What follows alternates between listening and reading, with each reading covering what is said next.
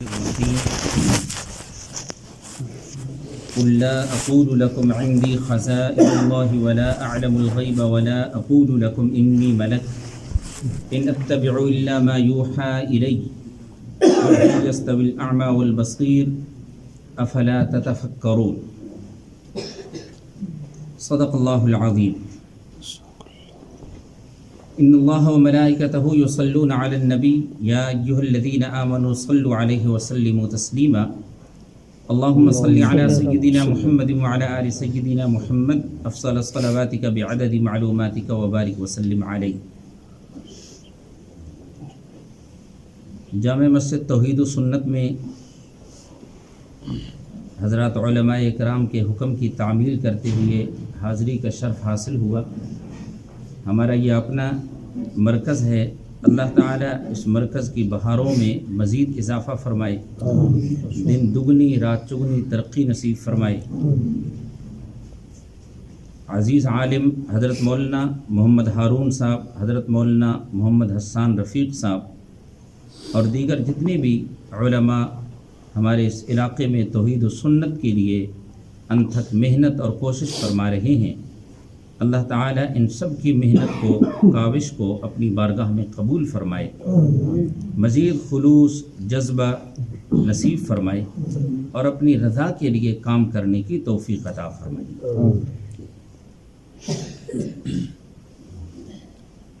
کل پنڈی سے نکلا تو ایک معمول کے مطابق کچھ کام تھا, تو اپنے عزیزم مولانا عبدالقدوس صاحب کا فون آیا, کوئی ساتھی اس طرح کہہ رہے ہیں. میں نے کہا چلو اس بہانے ساتھیوں سے ملاقات ہو جائے گی. تو میں تو اپنے نذیر بچوں کے ساتھ دو چار باتیں میں نے کہا چلو مل بیٹھیں گے. حضرت مولانا ہارون صاحب نے پھر ایک اور ذمہ داری بھی سر پہ ڈال دی. بہرحال قرآن مجید ہماری روح کی غذا ہے, ہمیں اس بات پر بڑی خوشی ہوتی ہے. اور ایسے مراکز جہاں پہ قرآن مجید کا درس ہوتا ہے, واقعتاً وہ مراکز مساجد الہی ہیں جہاں پر اللہ کے قرآن کو بیان کیا جاتا ہے. ہمارے استاد دلوی شاہ صاحب نور اللہ مرقدہ, میں حضروں میں پڑھتا تھا اس وقت, وہاں پہ استاد ختم بخاری کے لیے تشریف لے آئے. رات کو کافی دیر سے پہنچے تو استاد مولانا عبدالسلام صاحب رحمۃ اللہ علیہ فرمانے لگے, حضرت ادھر نرتوپے میں ساتھیوں نے صبح کی نماز کے بعد آپ کے لیے کوئی درس کی ترتیب رکھی ہے, لیکن ابھی تو بہت دیر ہو گئی ہے, کہیں 1-2 بجے رات کو پہنچے. تو بڑھاپا بھی تھا, استاد بیمار بھی تھے.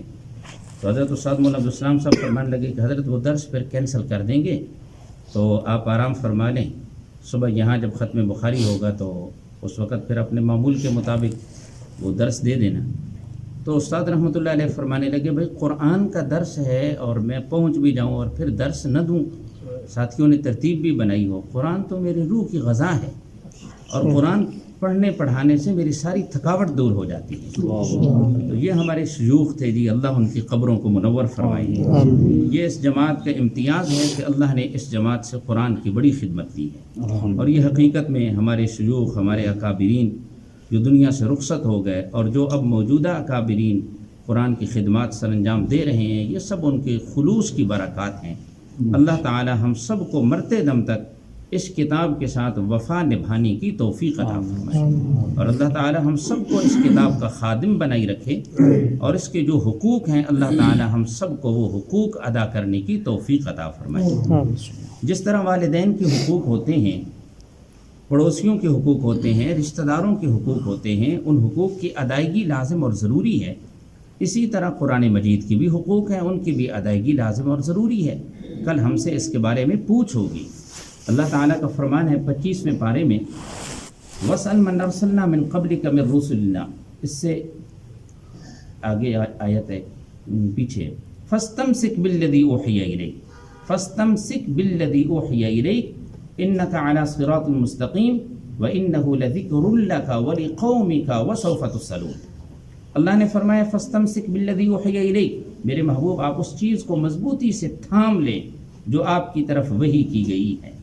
انک علی صراط مستقیم, لوگ آپ کو طعنے دیتے ہیں, شاعر کہتے ہیں, مجنون کہتے ہیں, بے دین کہتے ہیں, نعوذ باللہ آپ کو گمراہ کہتے ہیں, صابی کے طعنے دیتے ہیں, میں رب کہتا ہوں انک علی صراط مستقیم، آپ یقیناً صراط مستقیم پہ ہیں۔ قرآن کو مضبوطی سے تھامنے والا بندہ کبھی گمراہ نہیں ہو سکتا۔ میرے محبوب آپ نے قرآن کو مضبوطی سے تھاما ہوا ہے، آپ یقیناً صراط مستقیم پہ ہیں۔ صراط مستقیم سے بھٹکتا وہ ہے جو قرآن کو چھوڑ دیتا ہے۔ رسول اللہ صلی اللہ علیہ وسلم کا فرمان ہے، ایک تفسیری حدیث ہے، اس میں ایک جملہ ہے من ابتغى الہدی فی غیرہ اضلہ اللہ۔ جو بندہ قرآن کو چھوڑ کے کسی اور کتاب سے ہدایت تلاش کرنے لگتا ہے، اللہ اسے گمراہ کر دیتے ہیں، اس بندے کو ہدایت نہیں ملتی۔ آگے اللہ نے فرمایا وَإِنَّهُ لَذِكْرٌ لَكَ وَلِقَوْمِكَ، میرے محبوب یہ قرآن آپ کے لیے بھی نصیحت ہے، آپ کی قوم کے لیے بھی نصیحت ہے۔ یہ بہت بڑا شرف اور بہت بڑا اعزاز ہے۔ اور جو جملہ آپ کو سنانے لگا تھا وہ اس کے بعد اگلا جملہ ہے اِنَّهُ لَذِكْرٌ لَكَ وَلِقَوْمِكَ۔ حفاظ آگے کیا جملہ ہے وَسَوْفَ تُسْأَلُونَ، اللہ نے فرمایا تم سے پوچھا جائے گا قرآن کے بارے میں۔ جیسے یہ سوالات ہونے ہیں نا، من ربو کا، تیرا رب کون ہے، من نبیوں کا، تیرے نبی کون ہے، ما دینوں کا، تیرا دین کون سا ہے، وہاں پہ قیامت کے دن ہم سے ایک یہ سوال بھی ہونا ہے قرآن پر عمل کیا تھا نہیں کیا تھا، قرآن کے مطابق عقیدہ بنایا تھا نہیں بنایا تھا، باقاعدہ اس کے متعلق ہم سے سوال ہونا ہے۔ اللہ تعالی ہم سب کو اس سوال کی تیاری کی توفیق نصیب فرمائے اور زندگی کے آخری لمحے تک اس کتاب کے ساتھ اللہ ہم سب کو جوڑی رکھیں۔ اور جو لوگ قرآن سے دور ہیں، بھٹکے ہوئے ہیں، اللہ ان کے دلوں میں بھی قرآن کی محبت پیدا فرما دے اور قرآن کی ہدایات سے انہیں بھی فائدہ حاصل کرنے کی اللہ توفیق نصیب فرمائے۔ جو آیت مبارکہ میں نے آپ کے سامنے پڑھی ہیں، بس ایک دو باتیں اس کے متعلق ذکر کرتے ہیں۔ ویسے تو یہ توحید کا مرکز ہے ماشاءاللہ، ہر موضوع پر یہاں حضرت مولانا ہارون صاحب بھی، مولانا ضیاء الرحمن صاحب بھی حفظہ اللہ، باقی حضرات علماء بھی گفتگو فرماتے رہتے ہیں۔ اللہ سب کی مساعی کو قبول فرمائے۔ جو آیت مبارکہ میں نے پڑھی ہے اس میں 3 سوالات کے جوابات دیے گئے ہیں۔ پہلی بات یہ ہے ہر دور میں شرک میں مبتلا لوگوں کا یہ عقیدہ رہا ہے کہ انبیاء علیہم السلام اللہ کے خزانوں کے مالک ہوتے ہیں۔ اللہ تعالیٰ نے شرک میں مبتلا لوگوں کا ہر دور میں یہ نظریہ رہا ہے، اللہ جن ہستیوں کو اپنا محبوب بنا لیتے ہیں، جنہیں نبوت اور رسالت کے لیے اللہ چن لیتے ہیں، اللہ تعالیٰ پھر اپنے اختیارات انہیں دیتے ہیں۔ بڑے بڑے اختیارات اللہ کے پاس ہوتے ہیں، چھوٹے چھوٹے اختیارات انبیاء علیہم السلام اور اولو العزم ہستیوں کے حوالے کر دیے جاتے ہیں۔ انبیاء علیہم السلام اللہ کے خزانوں کے مالک ہوتے ہیں۔ نمبر 2، ہر دور میں مشرکین کا یہ بھی عقیدہ رہا ہے کہ انبیاء علیہم السلام عالم الغیب ہوتے ہیں، جو نبی ہوتا ہے اس سے کچھ بھی چھپا ہوا نہیں ہوتا۔ اور تیسرے نمبر پہ ہر دور میں مشرکین کا یہ عقیدہ رہا ہے جو نبی ہوتا ہے وہ بشر نہیں ہوتا، جو بشر ہوتا ہے وہ نبی نہیں ہوتا۔ انبیاء علیہم السلام کے زمانے میں جو مشرکین تھے ان کے بھی یہی عقائد و نظریات تھے، اور آج کے دور میں بھی جو لوگ شرک میں مبتلا ہیں ان کے یہی عقائد و نظریات ہیں۔ اس آیت مبارکہ میں اللہ تعالیٰ نے ان تینوں اعتراضات کے جوابات ارشاد فرمائے ہیں۔ پہلے نمبر پہ یہ مشرکین مکہ کا بھی یہ عقیدہ تھا کہ اگر نبی صلی اللہ علیہ وسلم واقعتاً اللہ کے نبی ہیں، اگر محمد واقعتاً اللہ کے نبی ہیں تو پھر خزانوں کے مالک ہوتے، ان کے پاس دنیا کی دولت ہوتی۔ یہ مکہ اور طائف میں جو بڑی بڑی بستیاں ہیں ان میں بڑے بڑے سردار ہیں، اللہ نے نبی بنانا تھا تو کسی سردار کو نبی بنا دیتے، یہ تو غریب سا بندہ ہے، اس کے پاس تو کچھ بھی نہیں ہے۔ اللہ تعالیٰ نے فرمایا میرے محبوب اعلان کر دیں لا اقول لکم عندی خزائن اللہ، میں تمہیں نہیں کہتا کہ میرے پاس اللہ کے خزانے ہیں۔ مطلب یہ ہے میں نے نبوت کا دعویٰ کیا ہے، اللہ کے خزانوں کے مالک ہونے کا دعویٰ نہیں کیا۔ خزانوں کا مالک تنہا وہی ہے۔ 14ویں پارے میں اللہ تعالیٰ نے فرمایا وَإِن مِّن شَيْءٍ إِلَّا عِندَنَا خَزَائِنُ، ہر چیز کے خزانے ہمارے پاس ہیں۔ اولاد کا خزانہ کس کے پاس؟ عزت کا خزانہ، دولت کا خزانہ، بارش کا خزانہ، تمام خزانے اللہ ہی کے پاس ہیں۔ سورۃ المنافقون میں اللہ تعالیٰ نے فرمایا منافقین نے ایک دفعہ صحابہ رضی اللہ عنہم اور نبی علیہ السلام کے متعلق ایک نازیبہ جملہ بولا، اس جملے کا بھی اللہ نے ذکر فرمایا۔ غزوہ تبوک کے موقع پر منافقین نے 2 باتیں کہی تھی، سورہ منافقون میں ان دونوں باتوں کا ذکر ہے۔ ان میں سے ایک بات یہ تھی منافقین کی کہنے لگے لا تنفقوا علی من عند رسول اللہ حتی ينفضوا، جو لوگ نبی صلی اللہ علیہ وسلم کے قریب ہیں، جو آپ کے شاگرد ہیں، جو آپ کے صحابی بنے ہوئے ہیں، جنہوں نے اپنے آپ کو دین کے لیے وقف کر دیا ہے، ان لوگوں پر خرچ نہ کرو، چندہ بند کر دو، ان کے ساتھ تعاون کرنا بند کر دو۔ نتیجہ یہ نکلے گا کہ یہ لوگ جب بھوکے پیاسے مریں گے تو خود بخود آپ کا ساتھ چھوڑ دیں گے۔ یہ ایسی ہے نا جیسے آج کے دور میں جو دین دشمن ہیں، جو مدارس کے دشمن ہیں، وہ لوگ یہ کہتے ہیں مدارس والوں کو چندہ نہ دو، مدرسے والوں کے ساتھ تعاون نہ کرو، یہ دہشت گرد پال رہے ہیں، ان کے ساتھ تم لوگ تعاون کرنا بند کر دو گے تو یہ مدارس خود بخود بند ہو جائیں گے۔ ان کے پاس جب کھانے پینے کے لیے کچھ نہیں ہوگا تو کوئی طالب علم بھی نہیں رہے گا۔ تو اس زمانے میں منافقین نے بھی یہی چال چلی کہ ان مدارس والوں کو، یہ نبی علیہ السلام کے پاس جو ہے نا، انہیں چندہ دینا بند کر دو، ان کے ساتھ تعاون کرنا بند کر دو، یہ خود بخود بکھر جائیں گے، آپ سے جدا ہو جائیں گے۔ اللہ تعالیٰ نے آگے فرمایا انہوں نے کیا سمجھ رکھا ہے کہ رزق کے خزانے ان منافقین کے ہاتھ میں ہیں کہ اگر یہ بند کر دیں گے تو یہ لوگ بھوکے مر جائیں گے۔ نہیں، للہ خزائن السماوات والارض، زمین و آسمان کے تمام خزانے اللہ ہی کے پاس ہیں۔ اگر یہ دروازہ بند کر دیں گے اللہ ان کے لیے اور کئی سارے دروازے کھول دیں گے۔ تو اس آیت میں بھی بتایا آسمان و زمین کے سارے خزانے کس کے پاس ہیں؟ اللہ کے پاس ہیں۔ تو پہلی بات کا جواب دے دیا کہ میں نے نبوت کا دعویٰ کیا ہے، اللہ کے خزانوں کے مالک ہونے کا دعویٰ نہیں کیا۔ دوسری بات، مشرکین یہ کہنے لگے اگر آپ سچے نبی ہیں تو آپ ہمیں یہ بتائیں کہ شام کے اندر منڈی کا نرخ کیا چل رہا ہے، چونکہ یہ یمن اور شام میں سفر کرتے، تجارت کے لیے جاتے تھے۔ تو کہنے لگے جس وقت منڈی میں ریٹ مناسب ہوگا چیزوں کا، ہم اس وقت اپنی چیزیں لے کے جائیں گے اور وہاں سے کچھ خریداریاں کر کے لائیں گے۔ مکہ میں رہتے ہوئے آپ ہمیں بتا دیں کہ شام میں آج کل نرخ کیا چل رہا ہے۔ اللہ تعالیٰ نے فرمایا میرے محبوب یہ بھی اعلان کر دیں لا اعلم الغیب، میں غیب نہیں جانتا۔ کیا مطلب ہے؟ میں نے نبوت کا دعویٰ کیا ہے، میں نے عالم الغیب ہونے کا دعویٰ نہیں کیا۔ اگر میں یہ کہتا کہ میں غیب جانتا ہوں پھر تم مجھ سے اس قسم کی باتیں پوچھتے کہ فلاں جگہ پہ کیا ہو رہا ہے اور فلاں جگہ پہ کیا ہو رہا ہے۔ میں نے عالم الغیب ہونے کا دعویٰ نہیں کیا، عالم الغیب ذات صرف اور صرف اللہ کی ہے۔ پورے قرآن مجید میں عالم الغیب کہیں نہیں ملے گا نبی علیہ السلام کے متعلق کہ اللہ نے اعلان کروایا او میرے محبوب آپ کہہ دیں عالم الغیب، میں غیب جانتا ہوں۔ البتہ یہ آپ کو ملے گا لا عالم الغیب، میرے محبوب اعلان کر دیں کہ میں غیب نہیں جانتا۔ تیسرے نمبر کی بات بھی پھر آگے آ رہی ہے۔ قرآن کا ایک اور انداز بھی ہے، قرآن چھوٹے چھوٹوں کا ذکر نہیں کرتا، قرآن بڑی ہستیوں کا ذکر کر دیتا ہے، بڑوں کے متعلق مسئلہ بتا دیتا ہے، چھوٹوں کے متعلق مسائل خود بخود معلوم ہو جاتے ہیں۔ اب مثال کے طور پہ یہاں تلگنگ کے علاقے میں کتنی مزارات لوگوں نے بنا رکھی ہیں، ان سے جاتے ہیں، ان سے مانگتے ہیں، اور یہ عقیدہ ہے کہ ان کے ہاتھ میں بھی کچھ ہوتا ہے، مرادیں ان کے پاس لے کے جاتے ہیں، اپنے نذرانے دے رہے ہوتے ہیں۔ اس طرح یہ تلگنگ اور قرب و جوار میں جتنے گاؤں ہیں ان سب گاؤں میں دیکھیں تو ہر گاؤں کے چاروں طرف کئی سارے بابے بنا رکھے ہیں۔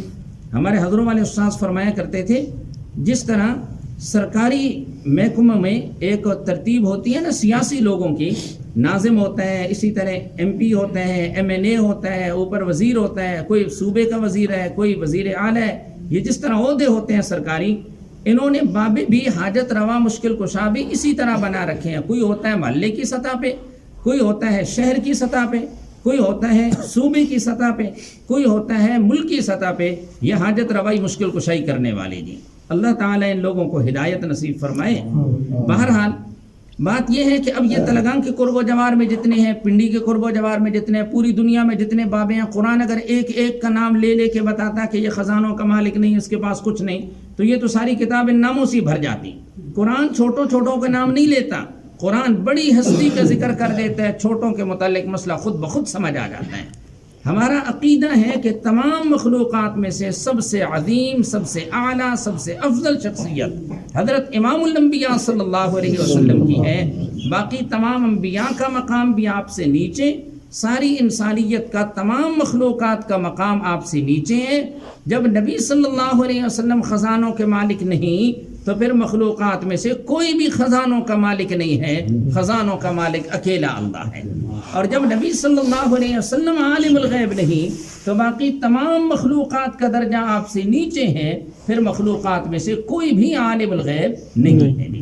قرآن کی اور بھی کئی ساری آیات ہیں، آپ اپنے استاذوں سے سنتے رہتے ہیں، حدیث میں بڑے واقعات ہیں۔ تیسرے نمبر پہ فرمایا وَلَا أَقُولُ لَكُمْ إِنِّي مَلَكٌ، انہوں نے کہا تھا اگر آپ نبی ہیں تو کھاتے کیوں ہیں، پیتے کیوں ہیں؟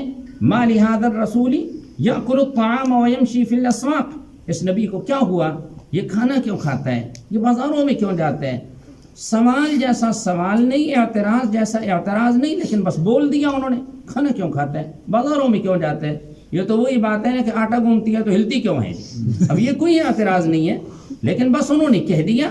اللہ تعالیٰ نے جواب میں فرمایا میرے محبوب آپ کہہ دیں لا اقول لکم انی ملک، میں تمہیں یہ نہیں کہتا کہ میں فرشتہ ہوں۔ کیا مطلب ہے؟ میں نے نبوت کا دعویٰ کیا ہے، میں نے نوری مخلوق میں سے ہونے کا دعویٰ نہیں کیا ہے۔ اگر میں دعویٰ یہ کرتا کہ میں نوری مخلوق میں سے ہوں تو پھر تم کہتے کہ یہ بشر والی باتیں اس کے اندر کیوں پائی جاتی ہیں، جبکہ میں نے نبوت کا دعویٰ کیا ہے، نوری مخلوق میں سے ہونے کا دعویٰ نہیں کیا۔ اللہ نے جتنے انبیاء علیہ السلام بھیجے، اللہ نے سارے انبیاء علیہ السلام بشر بنائے ہیں، انسانوں میں سے اللہ نے نبی بھیجے ہیں۔ اور اس کی ایک وجہ یہ بھی ہے، متعدد وجوہات ہیں، مشرکین کے سوالات کا بھی ذکر قرآن نے بار بار کیا۔ ایک تو جواب اللہ نے 15ویں پارے میں فرمایا میرے محبوب آپ جواب میں انہیں کہہ دیں لو کان فی الارض ملائکۃ یمشون مطمئنین لنزلنا علیہم من السماء ملکا رسولا، زمین میں رہنے والے اگر فرشتے ہوتے تو میں آسمان سے نبی بھی فرشتے بنا کے بھیجتا۔ رہنے والے چونکہ انسان ہیں اس لیے میں نے نبی بھی انسانوں میں سے بنا کے بھیجے ہیں۔ اور عقل بھی یہ چیز کہتی ہے، نبی آئے ہیں لوگوں کی ہدایت کے لیے، لوگوں کو رب تک پہنچنے کا راستہ بتانے کے لیے۔ پیغمبر سے لوگوں نے تعلیم حاصل کرنی تھی، پیغمبر استاد بن کے آتے ہیں۔ اگر کسی دوسری جنس کے نبی ہوتے تو ان سے کون فائدہ حاصل کر سکتا؟ کیوں جی اگر آپ کو پتہ چلے کہ یہاں ایک مدرسہ کھلا ہے، بڑا شاندار مدرسہ ہے، بہت اعلیٰ تعلیم ادھر دی جاتی ہے اور سہولیات بھی بہت زیادہ ہیں، استاد بھی بڑے محنتی ہیں، اور جو بچہ وہاں داخل ہوتا ہے تو ہر مہینے کا 1-1 لاکھ روپے بھی دیتے ہیں، لیکن صرف بات ایک ہے کہ وہ پڑھانے والے جو استاد ہیں وہ سارے جن ہیں، تو کوئی جائے گا پڑھنے کے لیے؟ ہو سکتا ہے کوئی چلا جائے، کوئی نہیں جائے گا۔ دیکھیں نا، اپنی جنس سے فائدہ حاصل کرنا آسان ہوتا ہے۔ آپ کے استاد ہیں، آپ کو درس دیتے ہیں، وہ بھی انسان ہیں، آپ بھی انسان ہیں، آپ بے تکلفی سے ان سے مسئلے پوچھ لیتے ہیں اور وہ بڑی آسانی سے آپ کو مسئلے سمجھا دیتے ہیں۔ اگر دوسری جنس ہو تو اس سے فائدہ حاصل نہیں کیا جا سکتا، چونکہ رہنے والے انسان تھے اس لیے اللہ تعالیٰ نے انبیاء علیہ السلام بھی انسانوں میں سے بھیجے ہیں۔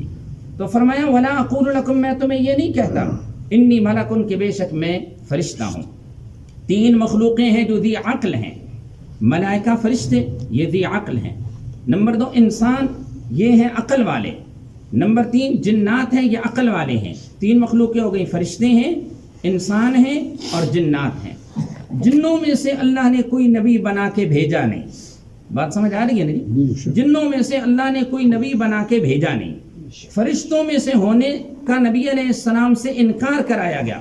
میرے محبوب اعلان کر دیں نہیں ہوں فرشتہ میں نے یہ کبھی دعویٰ نہیں کیا کہ میں ملک ہوں۔ میرے محبوب آپ اس کی نفی کر دیں۔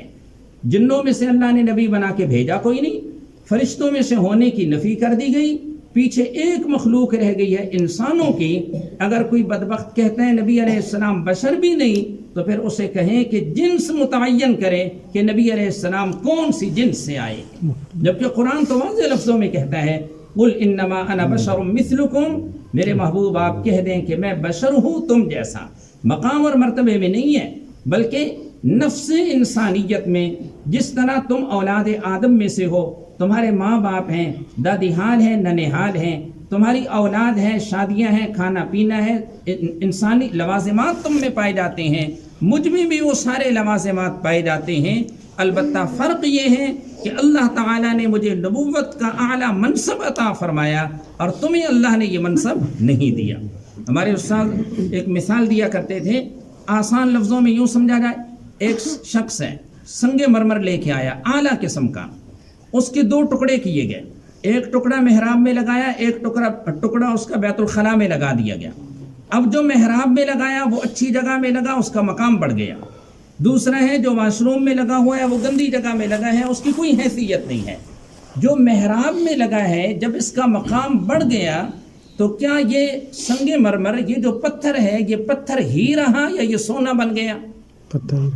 क्यों जी? पत्थर ही रहा जी। मैं मौलाना साहब से तो नहीं पूछता, आप लोगों से पूछ रहा हूँ जी। पत्थर ही है ना, सोना तो नहीं बन गया आला जगह में लगने से। नबी सल्लल्लाहु अलैहि वसल्लम को अल्लाह ने नबुव्वत दी, नबुव्वत मिलने से आपका मकाम मर्तबा बुलंद हो गया, लेकिन हैं आप बशरियत से आप निकले नहीं हैं। इमाम अबू हनीफा रहमतुल्लाह अलैह का शेर है, मुहम्मदुन बशरुन ला कल बशर कल याकूत हजरुन ला कल हजर। मोहम्मद सल्लल्लाहु अलैहि वसल्लम बशर हैं लेकिन आम बशरों की तरह नहीं, सैयदुल बशर हैं। जिस तरह याकूत एक पत्थर है लेकिन आम पत्थरों की तरह नहीं, वो पत्थरों में से आला है, इसी तरह हजरत मोहम्मद सल्लल्लाहु अलैहि वसल्लम को अल्लाह ने सारी इंसानियत में से सबसे आला और अफजल बनाया है। आखिर में फरमाया इन अत्तबिउ इल्ला मा यूहा इलैहि, इन अत्तबिउ मैं पैरवी नहीं करता मगर सिर्फ उस चीज़ की जिसकी मेरी तरफ वही की गई है। नबी अलैहिस्सलाम को भी हुक्म था कुरान की पैरवी करने का, मुझे और आपको भी हुक्म है कुरान के पीछे चलने का।